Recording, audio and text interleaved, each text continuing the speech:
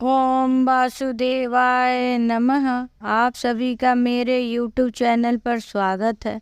मैं आज आप सभी को कार्तिक मास के शुक्ल पक्ष के नवमी तिथि में सुने जाने वाली आंवला नवमी की कथा सुनाऊंगी। पिछले वीडियो में मैंने आप लोगों को बताया है कि कैसे आंवला के पेड़ की हमें पूजा करनी चाहिए, या हमारे पास पेड़ नहीं है तो हम किस प्रकार विष्णु भगवान को ही रख के उन्हें आंवला समर्पित करेंगे। फिर शाम में हम आंवला का दीप दान कैसे करेंगे, यह सब बातें मैंने आपको पिछले वीडियो में बताई है, जिसे आप सुन सकते हैं। और पूजा हम किस प्रकार करेंगे, आज मैं आप लोगों को कथा सुनाने की बात कर रही हूँ। सबसे पहले जब हम आंवला की पूजा कर लेंगे तो हमें हाथ में तिल लेके, फूल लेके या आंवला लेके ही कथा सुननी चाहिए। कथा सर्वप्रथम हमें गणपति जी की सुननी चाहिए। गणपति जी की अनंत कथाएं हैं। एक छोटी सी कोई कथा मैं आपको सुना देती हूँ। एक गांव में मेला लगा था और एक लड़की बहुत ही अपनी माँ से जिद कर रही थी कि माँ मैं भी मेला देखने जाऊंगी, गणपति जी का मेला लगा है, मैं जाऊंगी। उसकी माँ उसे बहुत मना कर रही थी, लेकिन वो ना माने।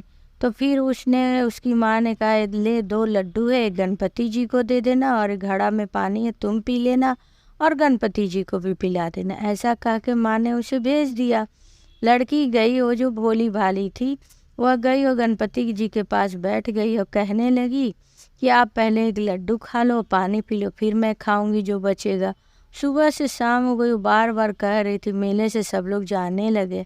फिर वो अब कहते कहते थक गई। बोली मैं क्या करूं, मुझे लड्डू खाने का मन भी है, लेकिन जब तक गणपति भगवान नहीं खाएंगे मैं कैसे खाऊंगी। फिर गणपति भगवान उसके भोले से आग्रह को देखकर और उसके निश्चल भाव को देखकर प्रकट हुए और उससे बोले कि तुम क्यों यहाँ बैठी हो। तो बोली, अरे माँ ने कहा है गणपति जी को भोज में एक लड्डू दे देना, पानी पिला देना, फिर तुम पी लेना, खा लेना। गणपति जी तो खा ही नहीं रहे हैं, मैं तो परेशान हो गई हूँ सुबह से। तब वो जो बालक रूप में आए थे बोले, ठीक है गणपति जी, फिर को लड्डू देना, हमें दे दो, हम भी गणपति जी खा लेते हैं। तो उसने गणपति जी को दे दिया, वो लड्डू खा लिए, पानी पी लिया। फिर वो बोले, मैं तुमसे बहुत परेशान हूँ, कुछ मांगो। तब वो सोचने लगी, क्या मांगूँ, घर मांगूँ कि दुकान मांगूँ, दौलत मांगूँ कि जेवर मांगूँ, क्या मांगूँ, कुछ समझ नहीं पा रही हूँ। हर चीज़ तो ज़रूरी का ही है। वो सोच ही रही थी, तभी गणपति जी के रूप में जो बालक थे वो बोले, तुम जो भी सोच रही हो सब तुम्हें मिलेगा, तुम अपने घर को जाओ। वो चुपचाप अपने घर आ गए।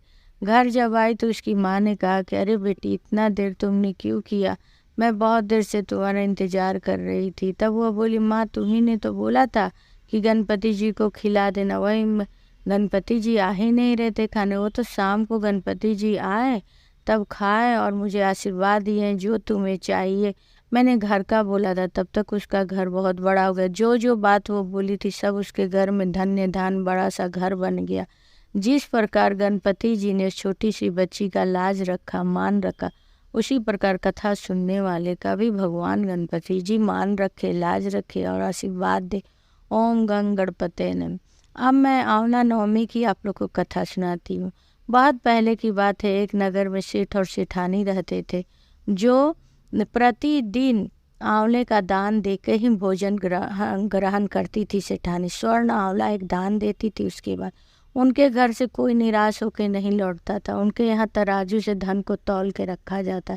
इतने ज़्यादा धन दौलत थे कि धन रखने उठाने के लिए नौकर चाकर लगे थे। जबकि सेठ जी के 5 पुत्र और पुत्रवधू भी थे।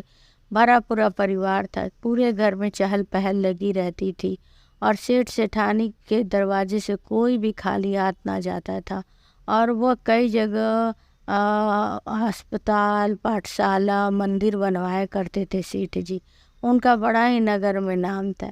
एक दिन की बात है कि सेठानी की बहू को पता नहीं क्या हुआ, वो बोल आपस में बात करने लगी, और सेठानी जी रोज एक आंवला दान करेंगी सोने का, तो एक दिन ऐसा समय आएगा कि कुछ बचेगा ही नहीं।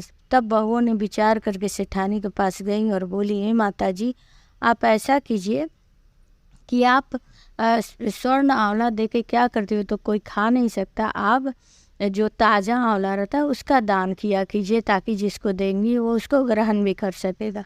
सेठानी कुछ ना बोली, उस पर भी तैयार हो गई। ताज़ा आंवला देकर वो भोजन ग्रहण करती थी। और सुबह से ही उठ के हरि भजन में, लक्ष्मी जी के भजन में, कहानी में, पूजा पाठ में बिजी रहती थी। या फिर एक आंवले का दान दे के ही वह अपना भोजन करती थी।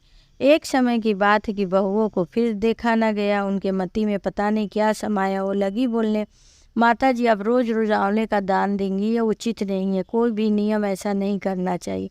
सेठानी समझ गई कि अब बहुओं को उनका कोई भी कार्य पसंद नहीं आ रहा है।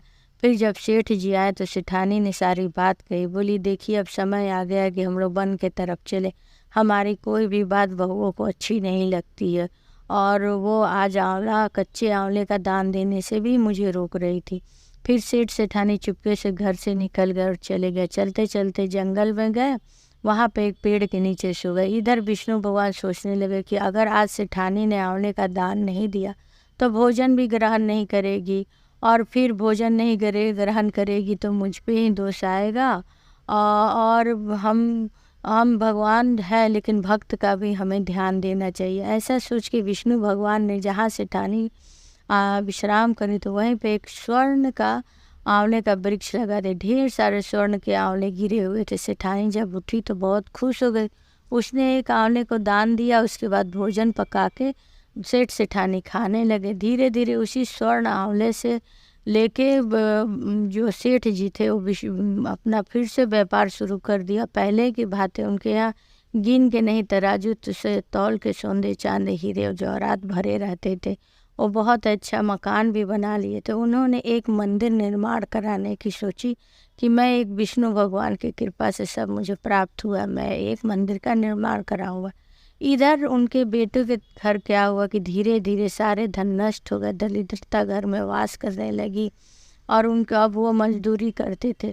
जब सेठ जी यहाँ अपने घर के पास मंदिर बनवा रहे थे तो उनके 5 पुत्र और पुत्रवधू वहाँ पहुँचे मंदिर में मजदूरी का काम करने के। तभी उनका बड़ा बेटा सेठ जी को देखा, लेकिन सेठ जी को देखा और उनसे बातें ना हो सकी। वो सोचने लगा कि अरे मेरे पिता तो बहुत गरीब थे, वो घर से ऐसे ही निकले थे, ये तो बहुत बड़े कोई सेठ है, लेकिन नाम और शक्ल सब चीज़ तो जाना पहचाना लग रहा है, पता नहीं वो मेरे पिताजी है कि नहीं। वो मन का भ्रम समझ के छोड़ दिया।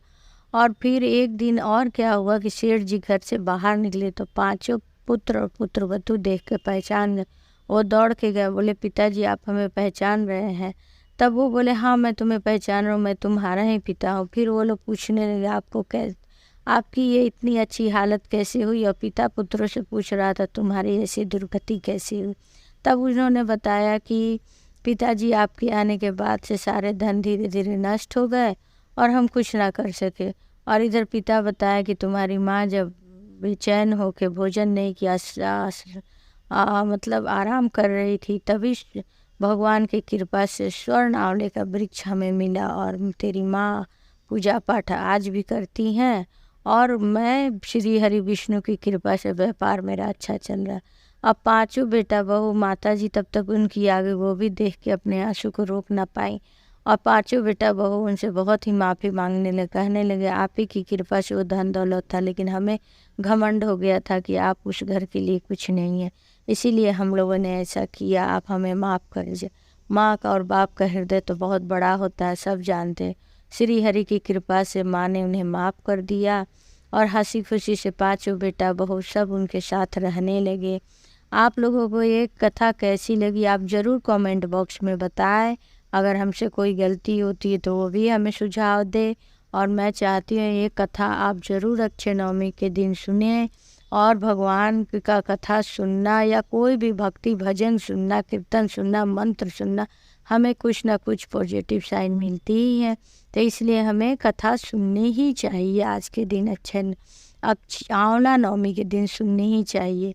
तो आप सब ज़रूर ये कथा सुने और पुण्य के भागी बने। ओम वासुदेवाय।